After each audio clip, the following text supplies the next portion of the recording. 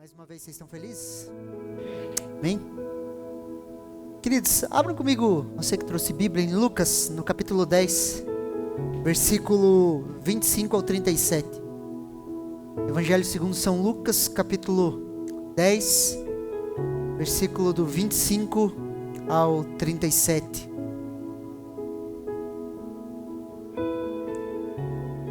A palavra de Deus, ela fala assim, ó.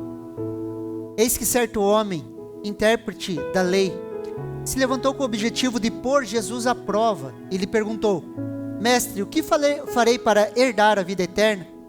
Então Jesus lhe respondeu: O que está escrito na lei, como você a entende?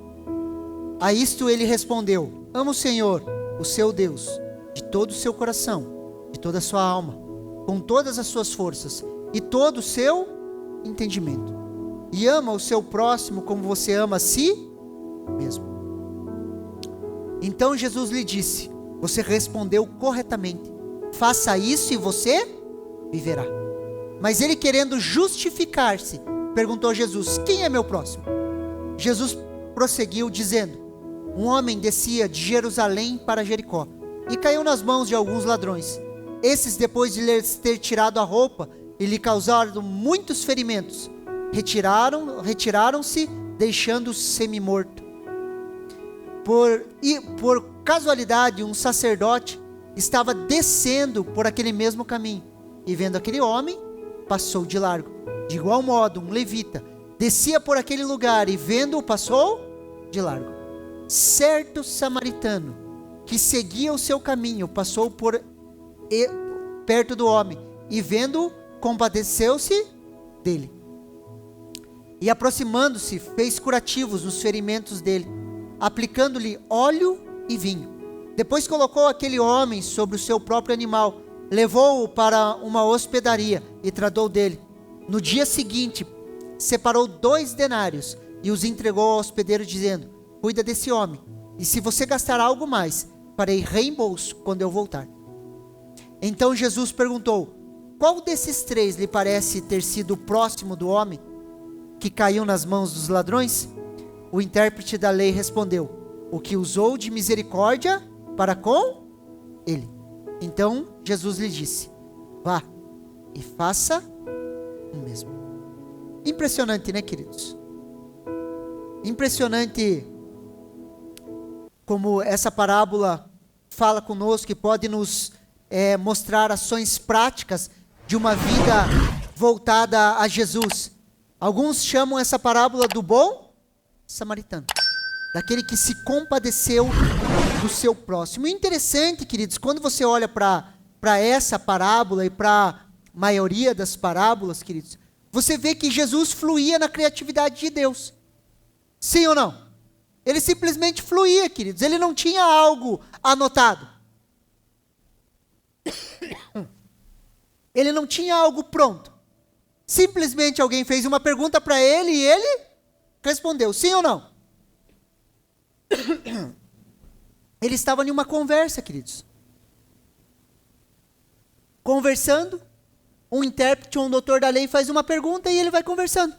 Vai conversando. E simplesmente ele fluía naquilo que Deus ia falando com ele. Jesus respondia, querido, de forma extremamente criativa. O Espírito Santo fluía através da vida dele de forma sobrenatural. Sim ou não? Olha o que Romanos capítulo 8, versículo 14 nos fala. Pois todos os que são guiados pelo Espírito de Deus são filhos de Deus.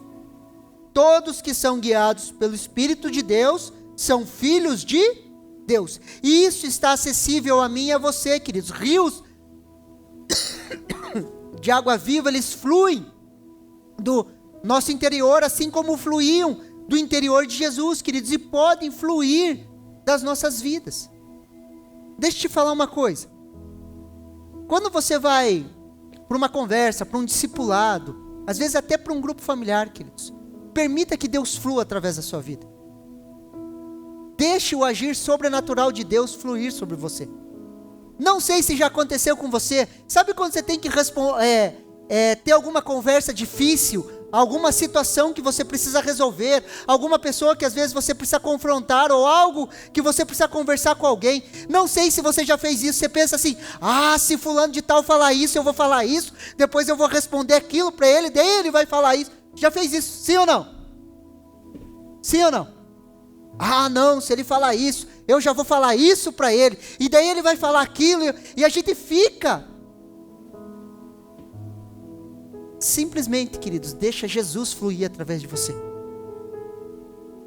Não sei se você já fez isso também, às vezes em reunião de oração, você fica: eu vou orar assim, depois eu vou falar isso, eu vou falar isso, depois eu falo isso, daí eu falo isso também, daí vai ficar bonita a minha oração. Você já fez isso? Queridos, não é assim que se ora. Nós começamos a agradecer: Deus, muito obrigado, muito obrigado. E de repente, flui. Daí quando flui, você começa a orar coisas, queridos, que você não está nem pensando. E de repente, no meio da oração, as coisas vão fluindo e você fala: nossa, que legal aquilo que eu falei. Vou anotar para não esquecer. Por quê? Porque Deus flui através de nós. Você acha que Deus precisa da tua boa ideia? E a gente quer ter tudo sob controle. Eu vou falar isso, daí vai ficar bonito assim, depois fica bonito assim, depois assim. Sendo que Jesus sentava no meio daquelas pessoas, e as pessoas estavam testando ele. E simplesmente ele fluía. Ele deixava a unção que estava nele fluir, sim ou não? Então deixa a unção fluir, queridos, deixa as coisas acontecerem. Deixa esse rio fluir através da sua vida. Posso ouvir um amém? Olha o que Lucas capítulo 10, versículo 25 nos fala. Lucas capítulo 10, versículo 25. Eis que certo homem, intérprete da lei, se levantou com o objetivo de pôr Jesus à prova. E lhe propôs: mestre, o que farei para herdar a vida eterna?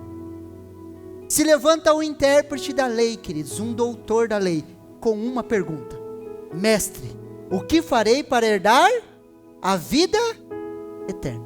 E talvez você esteja aqui ouvindo e você tenha essa questão: o que eu farei para herdar a vida eterna? Esse homem tentando pôr Jesus à prova, queridos, traz uma pergunta. E a princípio, queridos, ele não está procurando uma resposta. Ele está simplesmente tentando provar Jesus. Você acha que ele estava procurando uma resposta? Não, queridos. Ele estava querendo testar Jesus, queridos. Querendo provar Jesus. E a história ainda se repete. Muitas pessoas vão tentar fazer perguntas para você, não porque eles querem saber a sua opinião ou a resposta, simplesmente para te provar. Sim ou não? Simplesmente para te provar. Quantas vezes, queridos, as pessoas já chegaram para mim: pastor, qual que é a tua opinião com relação a isso? Você acha que eles queriam saber qual que era a minha opinião mesmo com relação àquilo? Eles só queriam um gancho, queridos, para arrumar rolo. Discipulando jovens, volte meio avião. O que você acha sobre tatuagem? Você acha que ele estava preocupado em saber o que eu achava? Ou a minha resposta ia mudar a vida dele? Ou a intenção dele? Não, queridos. Ele queria só arrumar rolo. Algumas vezes caí na besteira de responder e bater boca. Depois eu falei: eu não faço mais isso. A última vez, há muito tempo atrás, um rapaz chegou para mim: o que você acha de escutar música do mundo? O que você acha? Eu falei: você sabe a minha resposta, por que você está perguntando? Porque meu pai ouve Madonna em casa e eu acho que é certo ouvir. Falei: tá bom, você pode ouvir. Pode ouvir. O que você... No mesmo, o que você acha sobre tomar uma cerveja, fazer tatuagem? Eu falei: por quê? Porque meu pai bebe uma cerveja em casa. Eu não acho errado dirigir o carro sem ter 18 anos. Tudo na mesma conversa, querido. Ele era novinho, eu falei assim: vamos fazer o seguinte: você vive a tua vida do teu jeito, usando os teus princípios, e eu vivo do meu jeito, usando os meus princípios. Queridos, esse rapaz deu uma volta, queridos. deu uma volta. Ele foi internado até em um hospital psiquiátrico. Rapaz que tinha chamado. Havia palavras sobre a vida dele.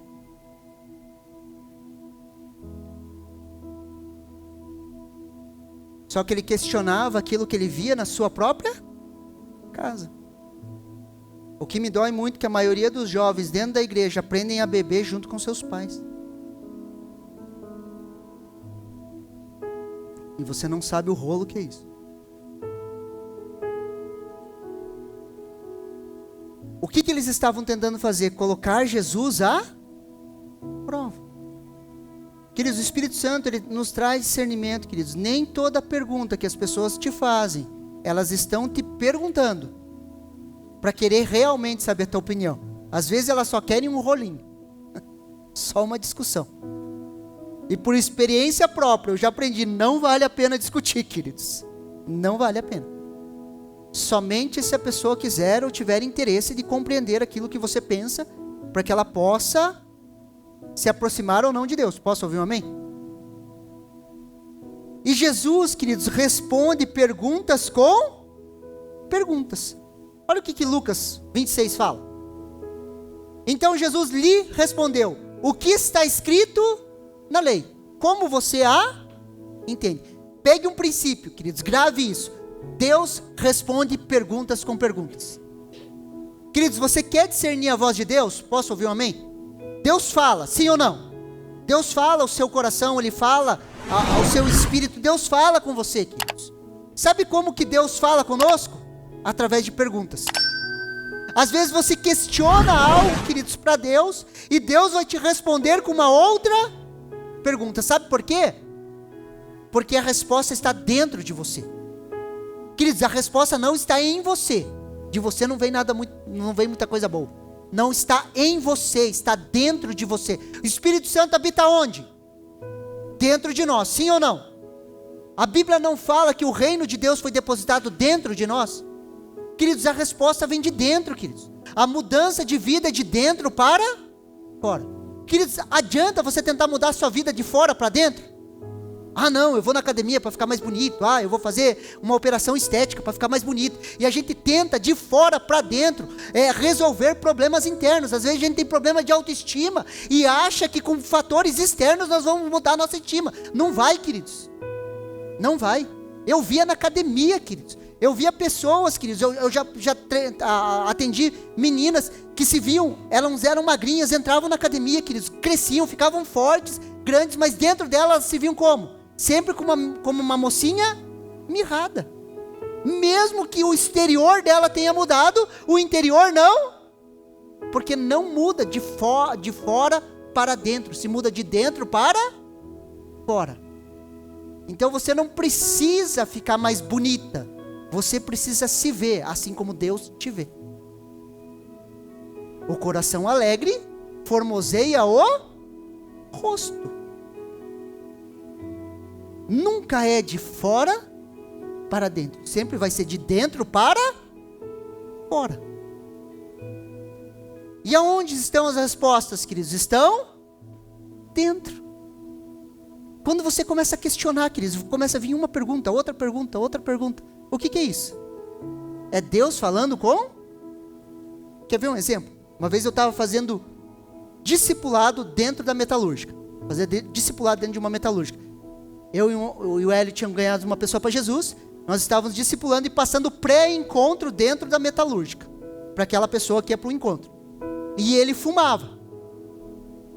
E ele pegou, saiu da metalúrgica, tinha o fumódromo. Chegou um tempo que não podia mais fumar. A gente pegou bem aquela transição. Não podia mais fumar. Antes podia fumar dentro da metalúrgica. A gente trabalhava, os caras fumando. Depois teve aquela proibição, alguns lembram. Teve que sair e montar um fumódromo, que chamava. O lugar que as pessoas saíam para fumar. E ele saiu para fumar. E as pessoas estavam falando mal de igreja, como ali no fumódromo, falando mal de igreja. Pastor todo ladrão. E não sei o quê. E esse rapaz, quando ele se converteu, ele fez um resumo do Evangelho de João, queridos. Ele veio com muita sede. E a gente no discipulado, ali na célula, dentro da metalúrgica, falando com ele, ele fez um resumo do Evangelho de João. E ele tinha lido que se nós negarmos Jesus diante dos homens, ele nos negará diante de Deus. E ele fumando, daí veio uma pergunta para ele: e se te perguntarem se você é crente, o que você vai falar? O que ele respondeu? Eu vou falar que eu sou crente, eu não vou negar Jesus. A segunda pergunta foi: e esse cigarro na sua mão? Ele olhou para o cigarro, largou o cigarro, apagou e foi lá conversar com a gente. Chegou: essas duas perguntas, a gente falou para ele assim, é Deus falando com você. Aquele homem caiu em lágrimas dentro da metalúrgica. Ele falou: o Deus, Criador dos céus e da terra, está falando comigo? A gente falou: sim. Ele fala através de perguntas. Ele foi no armário dele, pegou, ele comprava fardo assim de cigarro, ele jogou tudo fora, porque Deus tinha falado com ele. Porque Deus fala através de perguntas. Deus nos responde com perguntas. Por quê? Porque o Espírito Santo habita em nós. E qual que foi a resposta do doutor da lei? Lucas 10, 27. A isto respondeu: ama o Senhor, seu Deus, de todo o teu coração, de toda a tua alma, com todas as tuas forças e todo o seu entendimento. E ame o seu próximo como a si mesmo. Queridos, eu não sei se esse homem seguia Jesus, a Bíblia não fala, se ele acompanhava as pregações de Jesus, mas ele foi extremamente certeiro, sim ou não? Ele respondeu aquilo que Jesus estava ensinando, queridos. Ele acompanhou, queridos. Não sei se ele acompanhava as pregações de Jesus, mas ele foi extremamente assertivo. Ele deu um resumo da lei, queridos. Porque quando nós olhamos para a lei de Moisés, o Antigo Testamento, são 613 leis que Jesus resumiu em duas: ame a Deus acima de todas as coisas e ao seu próximo como a você mesmo. Jesus resume todo o Antigo Testamento, todas as leis de Moisés, falando assim: ame a Deus acima de todas as coisas e ame as pessoas. Olha o que Romanos, queridos, capítulo 13, do versículo 8 ao 10 nos fala. Preste muita atenção. Não fiquem devendo nada a ninguém, exceto o amor de uns para com os outros, pois quem ama o próximo cumpre a lei. Pois estes mandamentos: não cometerá adultério, não mate, não furte, não cobice, e qualquer outro mandamento que houver, todos se resumem nesta palavra: ame o seu próximo como você ama a si mesmo. O amor não pratica o mal contra o próximo, portanto o cumprimento da lei é o amor. Ah, pastor, por que você não prega sobre os 10 mandamentos? Porque o cumprimento da lei é o amor. A lei moral de Deus, os 10 mandamentos, queridos, elas vão apontar para isso: ame o seu próximo. Quem ama não mata. Posso ouvir um amém? Sim ou não? É essa a conclusão que Paulo chega. Quem ama não furta do outro. Quem ama não cobiça o que é do outro. Por quê? Porque tudo se resume na lei do amor. Foi essa a conclusão que Paulo chegou. Toda a lei se resume nesses 2 mandamentos. Portanto, o cumprimento da lei é o amor. Hoje, queridos, a quebra da lei é a quebra da lei do amor. Se o pecado é a quebra da lei, posso ouvir um amém? Sim ou não? O pecado é a quebra da lei, sim ou não? Se hoje é a lei do amor, o que é pecado? Todas as vezes que eu quebro a lei do amor.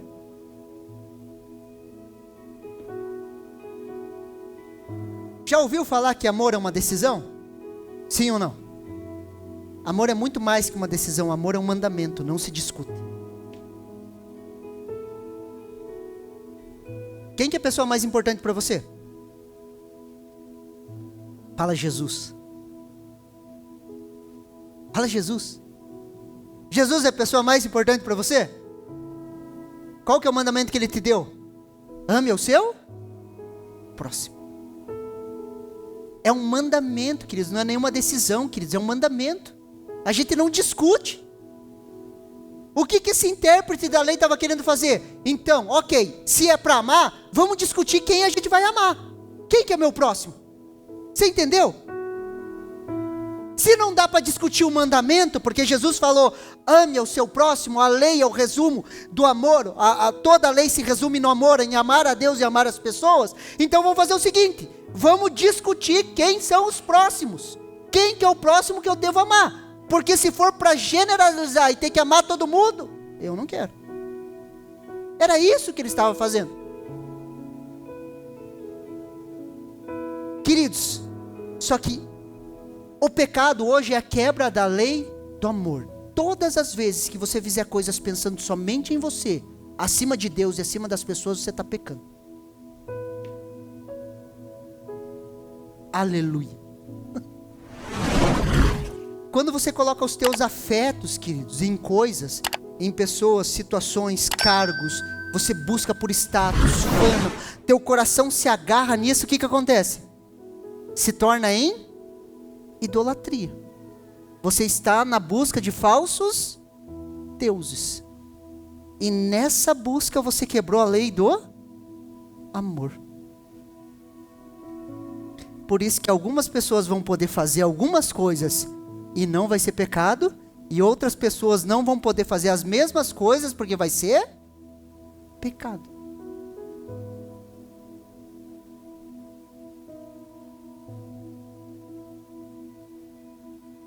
Deus vai poder pegar um crentinho aqui, queridos, crente, bonitinho. Vai poder colocar em um cargo de liderança, queridos, em uma empresa, em qualquer coisa, que não vai ser problema nenhum. Agora não vai poder pegar um outro crentinho e pôr no mesmo cargo, porque senão as afeições do cara vai se agarrar naquele status. Consegue me entender? E toda a estima dele vai ser depositada naquilo. E ele vai ser o cargo dele. E ele vai estar pecando.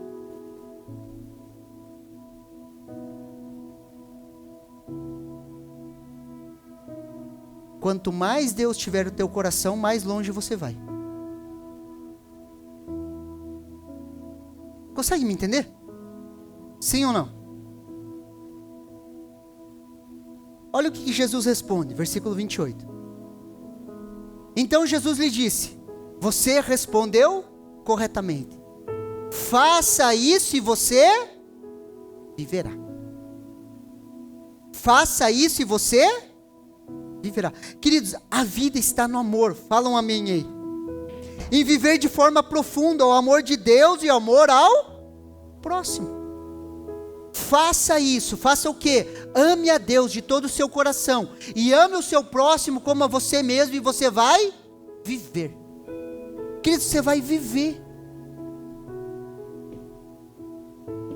A busca da maioria das pessoas é por vida, queridos. Preste atenção aqui. A busca da maioria das pessoas é por vida, queridos, por vida. As pessoas estão, queridos, correndo aí fora, queridos, atrás de dinheiro, atrás de status, atrás de fama, atrás de um monte de coisa. Por quê? Porque elas acham que quando elas encontrarem isso, elas vão encontrar vida. Você nunca foi enganado por isso? Quer ver um exemplo? Quando eu comprar um carro, aí eu vou ser feliz. Não aconteceu com você já? Quando eu começar a namorar, aí eu vou ser feliz. Daí começa a namorar. Não, daí crente namora bonitinho, amém? Bonitinho, daí não, quero casar, né? Tem umas coisas que aquece dentro da gente assim. Eu quero casar. Daí casa, queridos. E sempre com a expectativa de encontrar vida. Mesmo essas coisas sendo lícitas, sendo boas, sim? Sim ou não? Só que elas não nos trazem vida. A vida está em amar a Deus acima de todas as coisas e amar ao meu próximo. Aí eu encontro vida. O evangelho se resumiria nisso, queridos. Ame a Deus e ame pessoas. Versículo 29.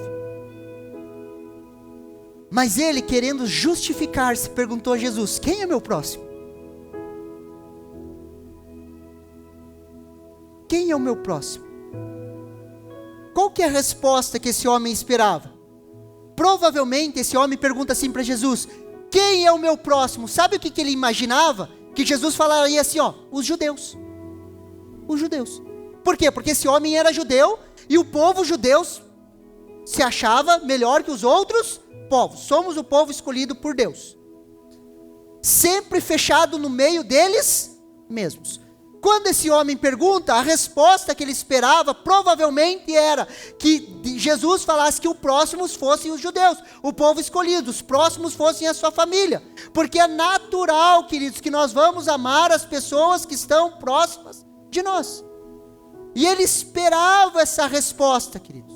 Só que Jesus continua a parábola ali, queridos. Capítulo 30, versículo 30. Jesus prosseguiu dizendo: um homem descia de Jerusalém para Jericó, caiu nas mãos de alguns ladrões. Este, depois de lhe tirar a roupa, lhe causaram muitos ferimentos, retirando-se, deixando-o semi-morto. Por casualidade, um sacerdote estava descendo por aquele mesmo caminho, e vendo aquele homem, passou de largo. De igual modo, o levita descia por aquele lugar, vendo aquele homem, passou de largo. Queridos, um homem descia de Jerusalém para Jericó. Ele saía de Jerusalém e descia para Jericó. E ele foi assaltado e deixado quase morto. E aqui, queridos, entram dois personagens: o sacerdote e o levita. O sacerdote, descendente de Araão, levita, membros da tribo de Levi, queridos. Os sacerdotes e os levitas representando a religião da época, queridos. E esses dois homens passam por ele e fazem o quê? Passam de largo. Não vou nem tocar nisso. Eles eram representantes da religião, queridos. E a religião não traz transformação. Repete assim comigo, pra você gravar. Religião não traz transformação. Queridos, podemos viver no templo e até mesmo viver do templo, mas não manifestarmos a Cristo. Queridos, os sacerdotes e os levitas viviam no templo e viviam do templo. Porque eles recebiam os dízimos e os dízimos dos dízimos. Amém? Eles recebiam isso. Eles viviam do templo e no templo. Eles viviam dentro da religião. E mesmo vivendo dentro da religião, queridos, não houve transformação. Não havia amor. Quando eles viram o homem, queridos, passaram de largo, passaram longe, até mesmo com medo de se contaminar, porque a Bíblia fala que ele estava como semi-morto. Talvez ele tivesse caído, desmaiado. Aqueles homens olharam: é um defunto, não posso nem chegar perto. Por que eles não podiam chegar perto? Porque segundo a lei, se eles tocassem em um defunto, eles se tornariam impuros. Vamos passar de largo. Olha o que o versículo 33 nos fala. Certo samaritano que seguia o seu caminho, passou perto do homem e vendo-o, compadeceu-se dele. Queridos, isso aqui é um escândalo, queridos. Certo samaritano. Lembra lá que os judeus não se dão com samaritano. Os judeus se achavam melhores que os samaritanos, queridos. Os judeus não tinham comunhão com os samaritanos. Ou melhor, ninguém se dava bem naquela época, queridos. Se você pegasse os romanos, eles odiavam os gregos odiavam os romanos odiavam todo mundo, os judeus odiavam todo mundo, os bárbaros se odiavam, nenhum povo se misturava com outro povo, eles simplesmente se odiavam. E esse homem seguia o seu caminho. Certo samaritano que seguia o seu caminho. Queridos, eu e você muitas vezes estamos seguindo o nosso caminho. Posso ouvir um amém?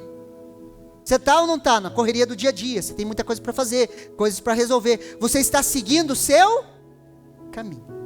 Seguindo o seu caminho. Estamos vivendo em uma sociedade, queridos, que cada vez mais as pessoas estão simplesmente vivendo para si mesmo. Cada um seguindo o seu caminho. Estamos cada vez mais individualistas, queridos. Perdemos o senso de clã. Estamos cada vez mais centrados no eu, queridos. Cada vez mais individualistas. Se me faz bem, pouco importa o preço. Queridos, já percebeu que a gente não pensa mais em clã? Sabe por que Deus nos coloca como igreja, assim, para viver todo mundo junto? Para a gente entender que nós somos corpo, queridos. A besteira que eu faço afeta cada um de vocês. E a boa notícia é, a besteira que você faz afeta todo mundo. Aleluia, não é só o pastor. Lembra lá Paulo quando fala que quando um membro, por menor que seja, faz alguma coisa e é honrado, todos são honrados? Mas também se um membro faz alguma coisa errada, por menor que seja, afeta todo mundo. E ele conectou-se com essa pessoa, ele parou o que está fazendo, olhou para o lado e viu uma oportunidade de fazer o certo samaritano que seguia o seu caminho, passou por um homem e vendo-o, compadeceu-se. Queridos, ele estava atento, ele viu, ele parou. Ele encontrou uma oportunidade de fazer o bem. Olha o que Gálatas capítulo 6, versículo do 9 ao 10 nos fala. Preste atenção aqui. E não nos cansemos de fazer o bem, porque no tempo certo faremos a colheita, se não desanimarmos. Por isso, enquanto tivermos oportunidade, façamos o bem a todos, mas principalmente aos da família da fé. Não perca a oportunidade de fazer o bem. Olha que interessante, queridos. Olha o que essa palavra oportunidade ela significa. Oportunidade, queridos, no original, no grego, significa kairos. Repete assim comigo, kairos. Kairos é medida de tempo exata. Existem duas medidas de tempo quando se fala tempo. O pensamento grego é assim, cada palavra ele tem um conceito por trás, ok? Então, para tempo nós temos o cronos e o kairos. O kairos é o tempo exato, a oportunidade exata de Deus. O cronos, queridos, é o tempo cronológico. Quando você vê a figura de cronos e kairos, cronos, ele é um Deus, queridos, velho, cansado, que ele vê o tempo passando, assim, é um velho cansado. É o cronos. O kairos, queridos, é aquele homem, aquele rapazinho veloz, que na mitologia grega ele tem umas asinhas no pé, sabe? Que ele voa rápido. É o cronos e o kairos. Nós estamos debaixo do cronos, do tempo cronológico. Tanto é que o teu corpinho já não é mais tão bonito como há 20 anos atrás. Porque o cronos desgastou ele. Sim ou não? Só que o kairos, queridos, é o tempo, a oportunidade de Deus, o tempo de Deus. E às vezes existem janelas, queridos, quando o cronos e o kairos se alinham, existem janelas de oportunidades vindas da parte de Deus.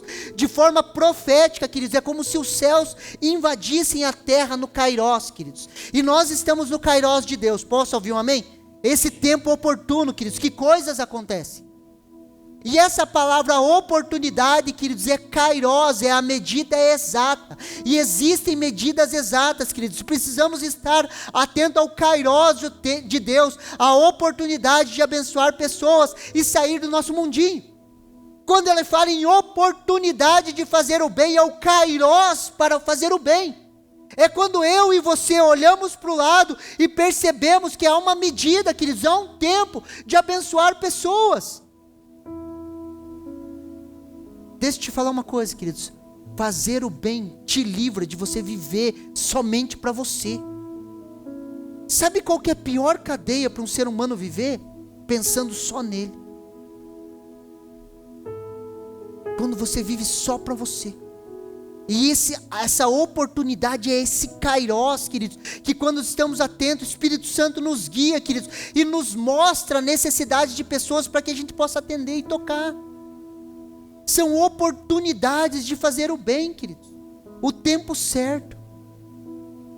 E a parábola continua no versículo 34. E aproximou-se e fez curativos os ferimentos dele, aplicando-lhe óleo e vinho. Depois colocou aquele homem sobre o seu animal, levou-o para uma hospedaria e tratou dele. Olha que interessante, queridos, ele se aproximou. Precisamos aprender a se aproximar das pessoas. Quanto mais próximos nós estamos, queridos, mais nós vamos poder ver as feridas das pessoas. E podemos ser um canal de cura. Deixa eu falar uma coisa para você. Como pastor, eu tenho a oportunidade de chegar muito perto da maioria das pessoas da igreja, aquelas que permitem. E quando você chega perto das pessoas, queridos, você começa a ver as suas feridas. E aí você começa a entender, fulano de tal se comporta assim por quê? Por causa das suas feridas.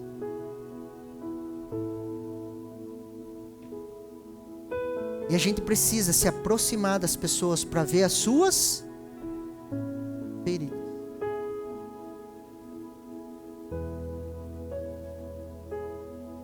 De longe, queridos, nós só vemos sombras.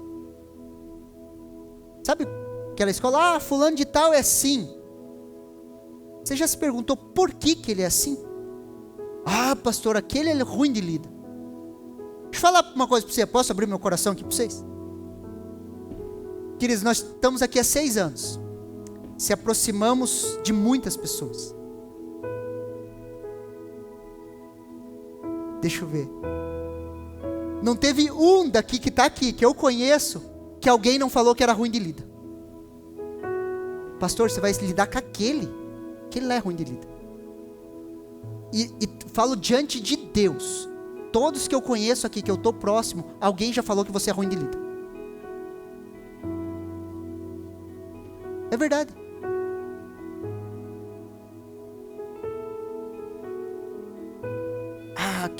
Você vai se meter com aquele povo ali, pastor? Aquele é ruim de lida. Aquele ali não dá. Não dá.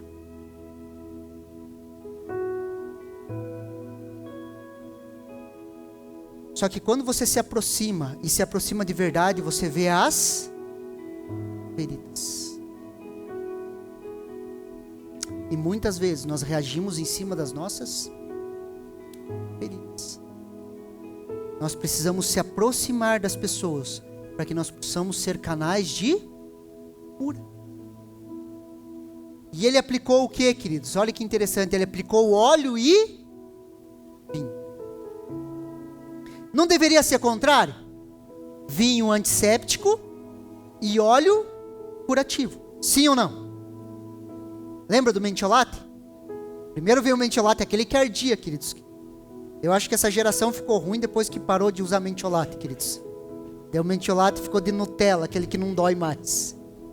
Mas quando você passa mentiolate, queridos, é o antisséptico. Não deveria ser o vinho primeiro e depois o óleo? A Bíblia errou? Não, queridos. Sabe por quê? Porque nós precisamos primeiro aplicar óleo nas pessoas. Óleo. Ninguém precisa passar mentiolate na ferida do outro aqui.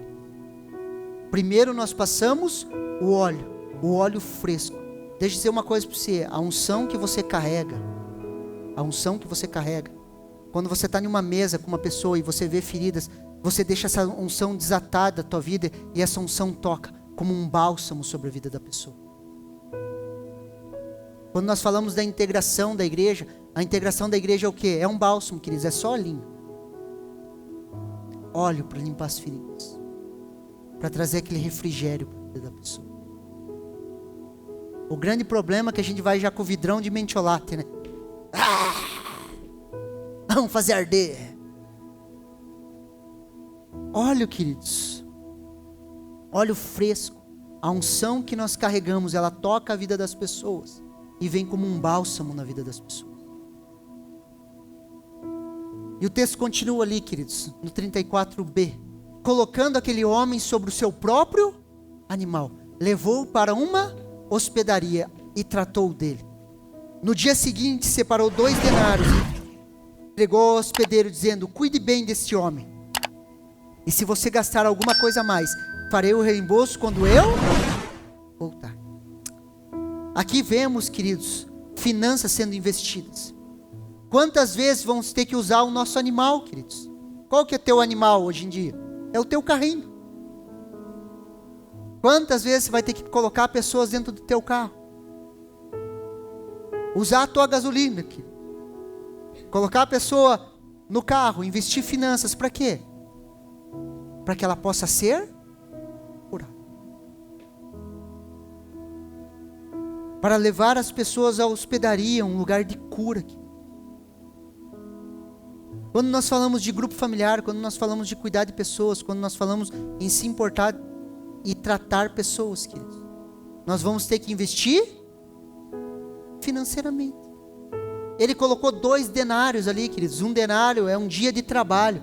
Se a gente colocar trabalho braçal hoje, talvez R$150, ele deu R$300 para o dono da hospedaria e falou assim, ó, se ele gastar mais alguma coisa, pode deixar que eu volto aqui e acerto. Quantas vezes, queridos, quando a gente começar a se apaixonar por Jesus, olhar para Jesus, nós vamos olhar para o nosso próximo e nós vamos começar a investir financeiramente na vida das pessoas. Às vezes investir financeiramente para ir para o encontro, às vezes investir financeiramente para ir para um retiro, às vezes, queridos, investir financeiramente com a gasolina que a gente gasta para rodar com as pessoas.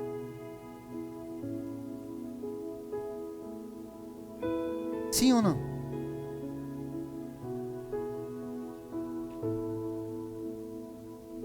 E Jesus finaliza com uma outra pergunta aqui. Versículo 36. Então Jesus perguntou: qual destes três parece ter sido o próximo do homem que caiu nas mãos dos ladrões? O intérprete da lei respondeu: o que usou de misericórdia para com ele. Então Jesus lhe disse: vai e faça o mesmo. Vai e faça o mesmo. Esse é o meu e é o seu chamado. Somos samaritanos. Quando eles ouviram essa parábola, queridos, os judeus estavam ouvindo. E quando eles ouviram que Jesus deu destaque para um samaritano, o que aconteceu? Houve um escândalo no meio deles. Como Jesus pode exaltar um samaritano? Mas sabe por quê, queridos? Porque Jesus usa as coisas improváveis. Deus pega aqueles que não são para confundir os que são. Por isso que o apóstolo Paulo vai falar em Coríntios que Deus não chamou muitos de nobre nascimento. Deus não chamou muitos conhecidos. Deus não chamou pessoas de expressão. É por isso que você está sentado aí ouvindo. Porque você não deveria ser muita boa coisa antes de Jesus te encontrar. Porque Deus pega aqueles que não são para confundir os que são. Queridos, quem que nós éramos antes de Jesus? Não éramos muito famosos, não éramos muito sábios. Talvez você não tenha um sobrenome de importância, porque aqui vale muito isso, né? É o sobrenome, né? E a pessoa é tratada pelo seu sobrenome. Deus escolhe aqueles que não são para confundir os que são. E eu e você somos como esse samaritano, os improváveis, queridos, que podem manifestar o amor e o poder de Deus sobre a face da terra. Quando nós olhamos uma chamada dessa, queridos, olhamos para uma parábola dessa, Jesus é muito específico, queridos. Vá e faça o mesmo. A pergunta e a argumentação sempre vai ser a mesma. Pastor, mas eu tenho que amar aquele ali? É a mesma pergunta do intérprete da lei. Quem é o meu próximo?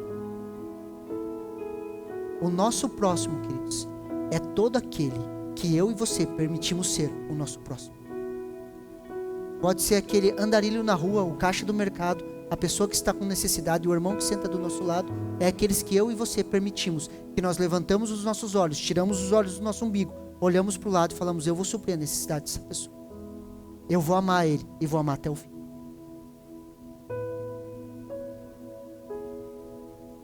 Aí nós começamos a amar a Deus acima de todas as coisas e amar o nosso próximo.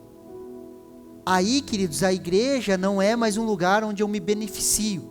Ah, pastor, então os irmãos da igreja têm que cuidar de mim. Não, queridos, é para você se levantar e cuidar dos outros.